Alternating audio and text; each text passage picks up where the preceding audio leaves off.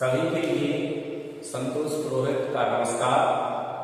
आज हम सभी कक्षा 11वीं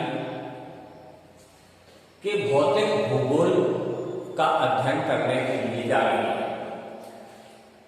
भौतिक भूगोल में हमारे लिए क्या क्या अध्ययन करना है, इसका संक्षिप्त जानकारी हम आप लोगों को दे रहे हैं। आप सभी जानते हैं कि पृथ्वी के ऊपर 4 मंडल विद्यमान हैं। वे 4 मंडल, पहला है थलमंडल, दूसरा है जलमंडल, तीसरा है वायुमंडल और चौथा है जैवमंडल। अब हमारे लिए आज का विषय मूल रूप से थलमंडल है। जलमंडल, वायुमंडल, जैवमंडल ये नेक्स्ट पीरियड में आप लोगों के लिए बताया जाएगा। तो सबसे पहले हम ये समझ लें कि थलमंडल क्या है। तो इसकी साधारण सी परिभाषा होती है कि जिस मंडल पर सभी जीव जंतु, पेड़ पौधे रहते हैं, उस मंडल के लिए हम थलमंडल कहते हैं। जैवमंडल की परिभाषा आप सभी के, जलमंडल की परिभाषा अगर देखी जाए तो जो धरातल के ऊपर जल विद्यमान है, चाहे वह समुद्री जल के रूप में हो, चाहे नदी, तालाब या झीलों के रूप में हो, चाहे भूमिगत जल के रूप में हो या वायुमंडलीय जल के रूप में हो, ये सभी जल का अध्ययन हम जलमंडल के अंतर्गत करेंगे। वायुमंडल आप सभी जानते हो कि धरातल से लगभग 1600 किलोमीटर ऊंचाई तक वायुमंडल पाया जाता है। 16 किलोमीटर की ऊंचाई तक जो हमारा कहना चाहिए मंडल पाया जाता है वायु का, उसी में सभी प्रकार की मौसमिक परिवर्तन होते हैं। उसी में बादल बनना, ठंड पड़ना, गर्मी पड़ना, ये सब एहसास होता है। इसके ऊपर जो मंडल होते हैं, उन मंडलों में किसी भी प्रकार का कोई परिवर्तन नहीं होता है। तो ये सब पढ़ेंगे हम वायुमंडल में। अब आता है चौथा जैवमंडल। तो जैवमंडल में अगर देखा जाए तो जैवमंडल क्या है ये समझें। जहां थलमंडल, जलमंडल और वायुमंडल तीनों मंडल आकर के मिलते हैं, वहां जैवमंडल विकसित होता है। ये हर जगह नहीं होता है, केवल पृथ्वी ही एक ऐसा ग्रह है जिसके ऊपर जल, थल और वायु विद्यमान है, इसलिए जैवमंडल केवल पृथ्वी के ऊपर विद्यमान है। ये अध्ययन नेक्स्ट कालांश में करेंगे। आज हमारे लिए देखना है थलमंडल के बारे में। तो थलमंडल पर 2 प्रकार की शक्तियां कार्य करती हैं। इन शक्तियों को समझना ही भौतिक भूगोल का सही मायने में अर्थ समझना होता है। पहली होती है बाह्य परिवर्तनकारी शक्तियां और दूसरी होती है आंतरिक परिवर्तनकारी शक्तियां। ये शक्तियां क्या है? तो जो धरातल के ऊपर बाह्य परिवर्तनकारी शक्तियां होती हैं, उनमें सबसे पहले नदी, दूसरे नंबर पर देखें तो हवाएं, तीसरे नंबर पर देखें तो होती है हिमालय। ये 3 तो है मुख्य। इसके अलावा अगर हम देखें, चौथे नंबर पर आते हैं सभी प्रकार के मानव सहित जीव जंतु। ये 4 प्रकार के कारक जो है, ये बाह्य परिवर्तनकारी शक्तियों के नाम से जाने जाते हैं। नदियों के अंतर्गत अगर हम देखें तो नदियों के कार्य पढ़ेंगे, नदियों के द्वारा बनने वाली स्थलाकृतियों का अध्ययन करेंगे। ये हमारा अध्ययन का क्षेत्र रहेगा। ऐसे ही आप वायु के कार्य पढ़ेंगे।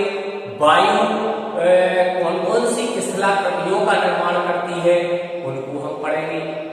हिमालयों को अगर देखें तो हिमालयों के द्वारा भी कितने प्रकार के कार्य किए जाते हैं, उनसे कौन कौन सी स्थलाकृतियों का निर्माण होता है, ये हम बाह्य परिवर्तनकारी शक्तियों के अंतर्गत पढ़ेंगे। अब बात आती है आंतरिक परिवर्तनकारी शक्तियों की। तो आंतरिक परिवर्तनकारी शक्तियों में केवल 2 शक्तियां कार्य करती हैं। पहली शक्ति है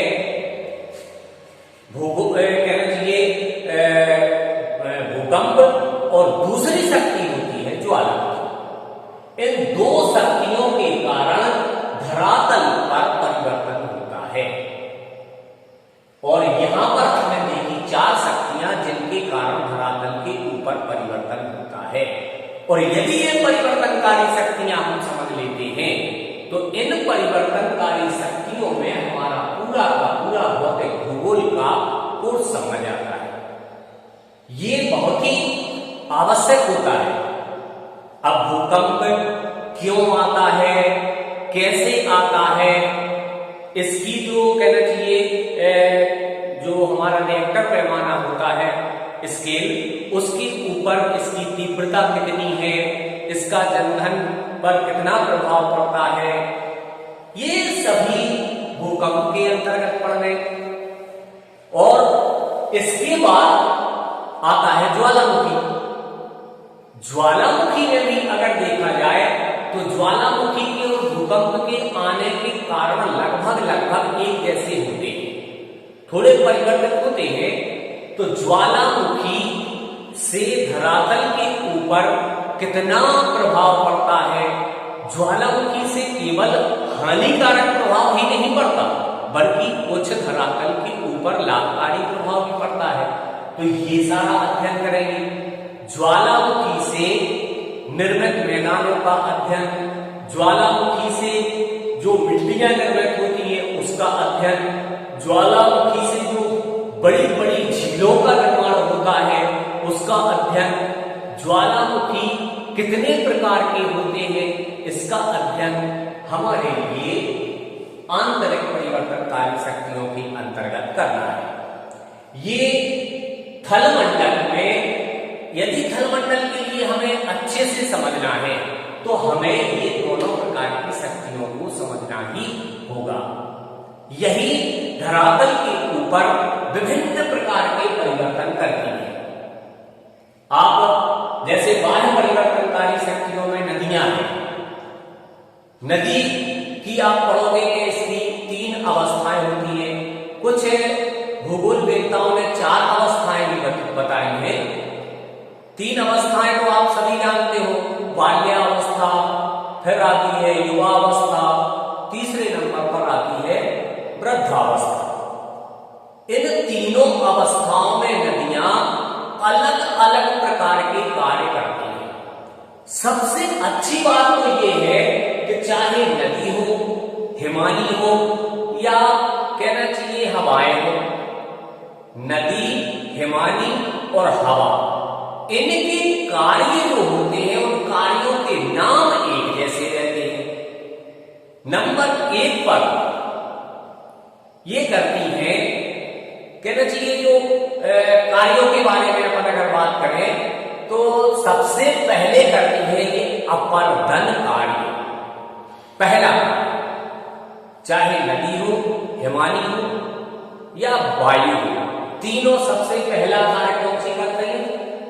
अपर्दन कार्य। दूसरे नंबर पर करती है परिवहन कार्य, तीनों परिवहन कार्य करती है। और तीसरा कार्य देखें तो होता है निक्षेपण। तीनों कार्य करती है। निक्षेपण माने जहां से ये अपरदित कचरा, मलबा लाती है, किसी न किसी स्थान पर छोड़ देती है, उसको हम बोलते हैं निक्षेपण कार्य।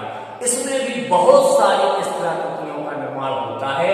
इन स्थलाकृतियों का चित्र सहित हम सभी वर्णन करेंगे, उनको समझेंगे। भूगोल में आप सभी एक बात का ध्यान रखें, किसी भी चैप्टर का आप जो बिंदु पढ़ेंगे उस बिंदु का चित्र बनाया जा सकता है, डायग्राम बनाया जा सकता है।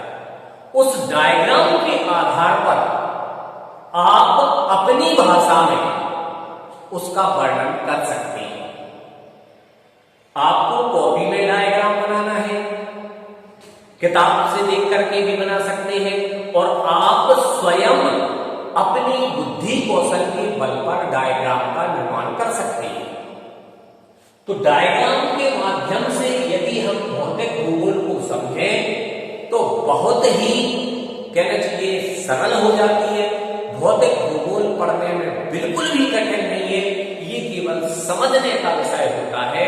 यदि हम अच्छे से इसको समझ लें तो हमारे लिए ये विषय बहुत सरल हो जाएगा। और इसी के साथ